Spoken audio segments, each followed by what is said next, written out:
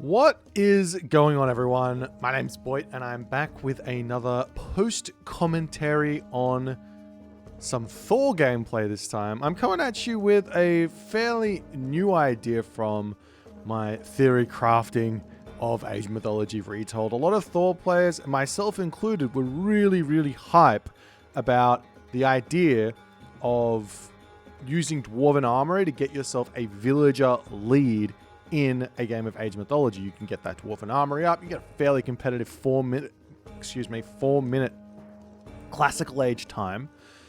And you can have a lot of success with that. But as it turns out, if you do that, you're going to be on the defense. And one thing that I really don't like being as Thor is, as Norse, is on the defense. Unless I'm playing Freya, in which case it's kind of okay. So, first thing you'll notice here is I dropped my Dwarven Goldmine. Now, I don't think this is necessary. I am still in the midst of actually theory crafting this. This was literally the first kind of game that I tried this out, and I kind of just went in with the idea, not really thinking all too much about how good or bad it actually is going to be. I just wanted to try it out, and I actually hit Ulysses, and I hit Ulysses playing as Odin, so a really perfect opportunity for me to try this. Now, the reason why I don't really need this gold mine is because I'm doing this thing called herding, where you basically just bash the deers into your town center, and that's going to allow you to have no ox cart necessary on this position, and you can actually send the dwarves over onto the gold. Now, there is going to be a little bit of idle time or walking time for those dwarves, so I do shave that off, but it's probably in the vicinity of like 10 to 15 seconds. And if I saved Dwarven Goldmine for a little bit later, then I might have a better time in the classical age. Anyways, point is here, I'm going for a really fast advance time, forward temple with my Valkyrie. Idea being, if I have a forward temple, my Valkyrie is going to get to my opponent's base faster, which is going to mean my fast advance is worth more. I'm going to be able to do more damage to my opponent. I'm going to be able to harass his villagers and make sure they're not working, potentially get a villager kill. Anything with these sort of fast advances is really good. And beyond that, with my Valkyrie running around his base, I'm also going to be able to come back home and start up with whatever is coming next. So I'm going to go up through Freya here. I'm going to be going for a whole bunch of villagers onto wood, and you can see me moving my ox cart over here. And at this stage, it's probably Dwarven Mine throwing down time anyway. So you're probably not even going to get that classical age gold mine in hindsight anyways. But I think there might be some sort of an efficiency where you get like 190 gold at the start, enough for a hearser, and then you just put everyone onto wood, and then you go and throw your ox carts down on the gold mine, and it might actually work out nicely. So if anyone wants to get out there and hyper optimize this build, go for it, but this is just the start here. Now, unfortunately, I am against Norse, and when you're playing Thor against Norse, there is one kind of unfortunate sort of thing that happens in that you really don't need pierce armor, but you'll see that I'm going to upgrade it anyways. Your opponent doesn't have any pierce damage. I'm going to get that copper shield, so I get out a free dwarf, but in hindsight, I probably should have just pulled villagers off of wood once I had the 75 and just put everyone onto food and just got myself copper mail and maybe even copper weapons as well, and just made a whole bunch of Herso to kick the game off, and then slowly get my buildings up. And you can see I kind of do this, but anyways, we go in, we got our Valkyrie, we're getting some harassment here.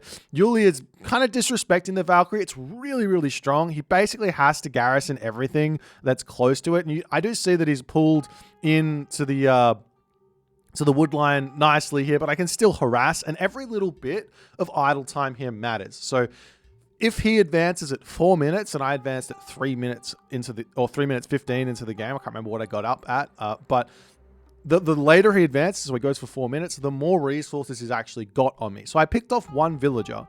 Picking off that one villager means after 60 seconds, he's lost 60 resources, but he's already up 180 resources for advancing as slow as he has on me.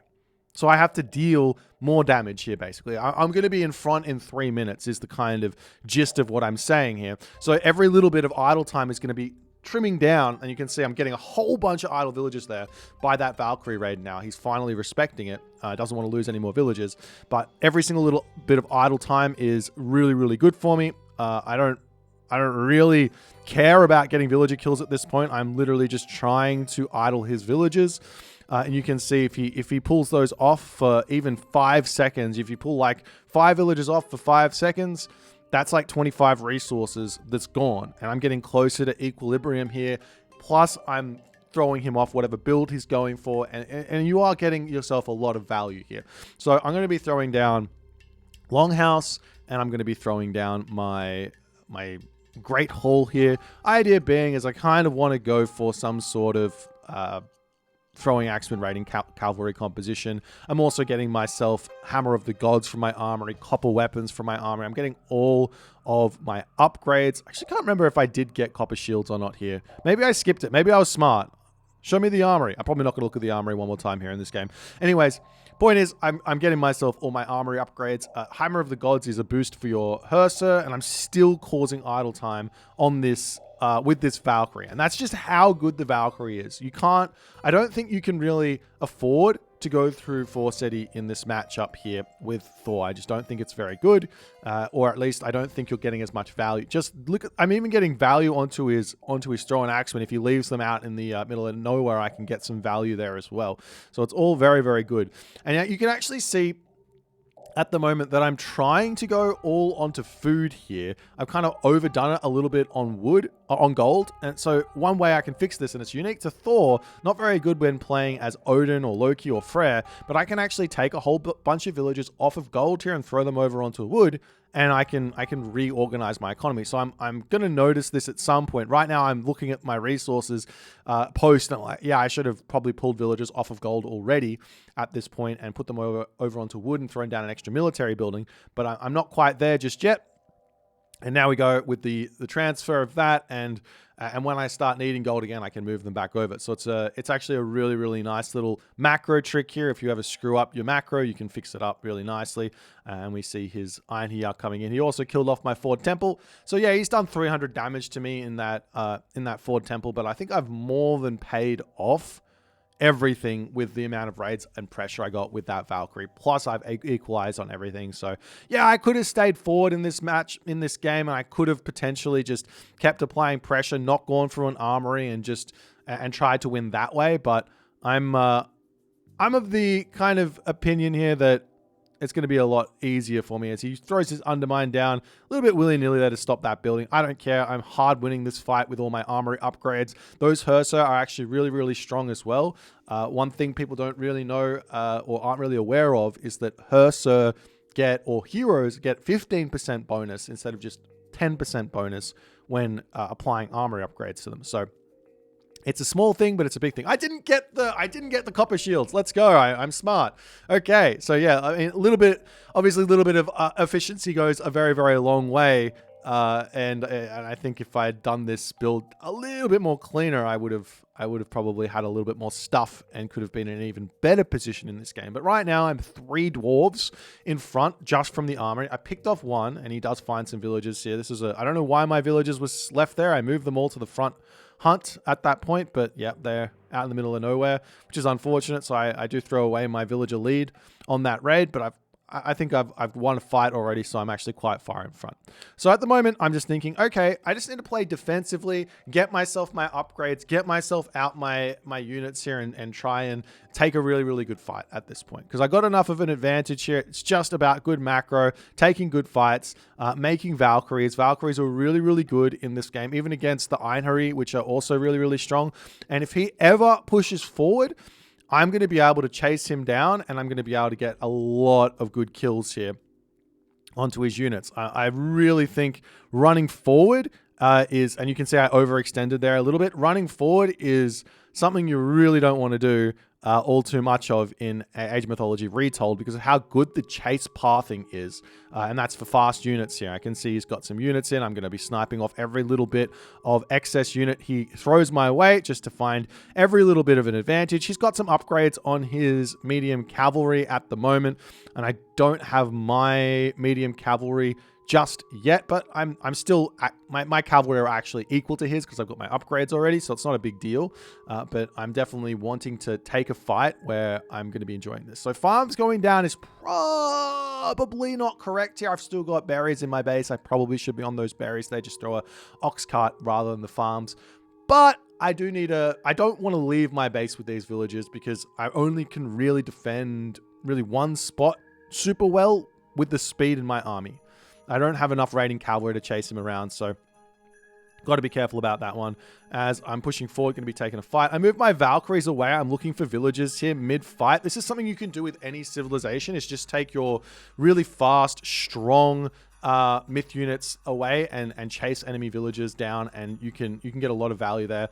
As I can see, he's looking for raids as well while I'm chasing him down here, which is very smart, and I'm trying to react to this simply by sending units back so that my villagers are going to be nice and safe. Move my villagers away and just have some units there to defend them from those raiding cavalry. Basically, any amount of berserk raiding cavalry should be good, and he is taking some good trades here, but I'm keeping my villagers alive. So, I mean, he does have... I don't think he has a speed advantage here. I've got my Thundering Hooves queued up. I've got medium cavalry, medium infantry on pre-queue. So whenever I get the resources for that, that's going to come through.